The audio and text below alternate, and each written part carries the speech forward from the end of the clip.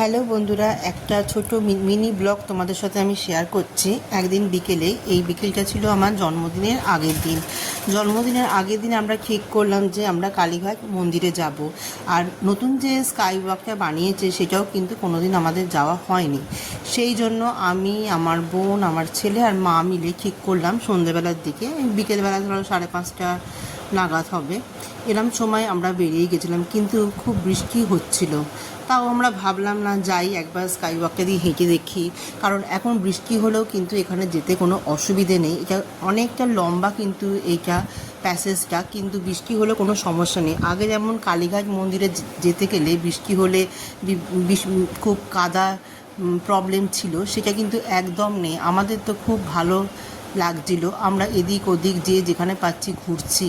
আর আমার বোন দেখাচ্ছিল যে এখানে দেখ পুরনো বাড়িগুলো, এত পুরনো বাড়ি, তার মধ্যে কীভাবে এই প্যাসেজটা বার করেছে, কিভাবে প্ল্যান করেছে, সেটাই আমরা দেখতে দেখতে যাচ্ছিলাম। যেন মনে হচ্ছে একদম গায়ে টাচ হয়ে যাবে। আর কোনো কোনো বাড়ি দেখে মনে হচ্ছে যে বাড়িগুলো এক্ষুনি ভেঙে যাবে, মানে খুবই অবস্থা খারাপ ছিল। যাই হোক, আমরা যেতে যেতে বিভিন্ন যা যা আমার চোখের সামনে পড়ছে সেগুলোই তোমাদেরকে একটু ক্যামেরা বন্দি করলাম। এখানে দাঁড়িয়ে আমরা কিছু সেলফি নিয়েছিলাম। আর এখানে লাইটটা এত সুন্দর ছিল যে এখানে দাঁড়িয়ে ফটো তুললেও বেশ সুন্দর ব্রাইট হচ্ছিল। তো এখানেও কিছুক্ষণ সময় কাটালাম। এটা প্রায় হেঁটে 5 থেকে 6 মিনিট, মানে হেঁটে 5 মিনিট মতো লাগবে। আমরা খুব আস্তে আস্তে ঘুরে ঘুরে এইভাবে করছিলাম। তারপরে আমার ছেলে মাঝে মাঝে আমার পেছনে যাচ্ছিল। আসল কথা, আমি যেখানেই যাই ছেলে আমার সাথে যায়, বাট ফটো তুলতে খুব একটা পছন্দ করে না। কিন্তু আজ সেদিনকে দেখছিলাম, বলছিল আমারও ফটো তোলো। এই যে নামবার সময় আমার বোনও সবাইকে ক্যামেরাবন্দি করলো। এবার ধীরে ধীরে আমরা এসকালেটর করে নিচে নেমে গেলাম। এবার নেবেই যেটা হয়, একদম মায়ের সামনের মন্দিরের কাছেই এটা বিভিন্ন মূর্তি, মানে পুজোর সমস্ত সামগ্রী ছিল। আর বুঝতেই পারছো চারিদিকে মানে বৃষ্টির জল ফলও ছিল, কিন্তু একদম যেহেতু সামনের দিকে আমরা নেমেছিলাম সেই জন্য আমাদের কিন্তু কিছু প্রবলেমই হচ্ছিল না। আর সন্ধ্যেবেলার দিকে যাওয়ার জন্য সেইভাবে কিন্তু ভিড়ও ছিল না।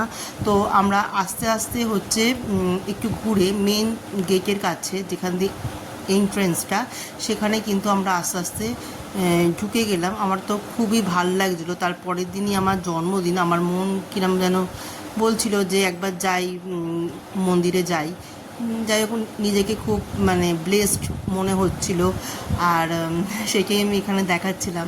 তো তারপরে আস্তে আস্তে আমরা গেলাম।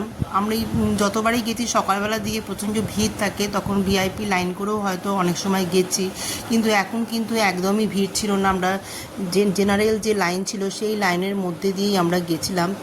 বেশিক্ষণ আমাদের কিন্তু দাঁড়াতেও হয়নি, 5-7 মিনিট হয়তো একটুখানি লাইনটার জন্য আমাদেরকে দাঁড়াতে হয়েছিল।